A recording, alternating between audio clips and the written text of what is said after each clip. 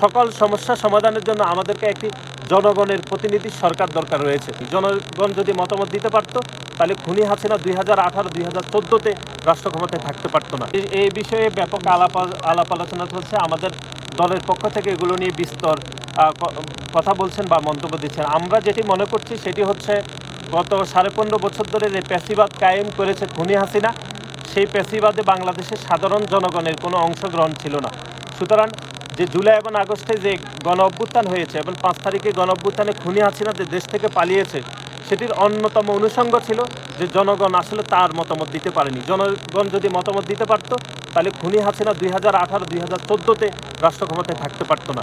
সুতরাং এই সকল বৈষম্য, এই সকল নির্যাতন নিপীড়ন সম্ভব হয়েছে কারণ জনগণের মতামতের ভিত্তিতে সরকার প্রতিষ্ঠা হয়নি।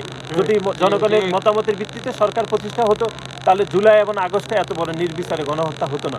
সুতরাং সকল সমস্যা সমাধানের জন্য আমাদেরকে একটি জনগণের প্রতিনিধি সরকার দরকার রয়েছে। জনগণের প্রতিনিধিত্ব সরকারই পারবে দেশের সকল সমস্যার সমাধান করতে। আমরা এই অন্তর্বর্তীকালীন সরকার জুলাই এবং আগস্টের গণ অভ্যুত্থানের ফসল। আমাদের দল ইতিমধ্যে এই সরকারকে সহযোগিতা করার কথা বলেছে। আমাদের দলের ভারপ্রাপ্ত চেয়ারম্যান জনাব তারেক রহমান বলেছেন, কিন্তু দল থেকে বলা হয়েছে একটি ন্যায্য সময়ের মধ্যে সংস্কার শুরু করে নির্বাচনের ব্যবস্থা করতে হবে। কিন্তু সংস্কার একটি চলমান প্রক্রিয়া। এটি তো বাংলাদেশ যতদিন থাকবে সংস্কার আসলে ততদিন চলতে থাকবে। এটি তো আপনি রোডম্যাপ করে করতে পারবেন না যে আগামী 5 বছর আমি সংস্কার করে সব সংস্কার শেষ করতে পারবো। এরকম আসলে পৃথিবীর কোনো রাষ্ট্রে সম্ভব না।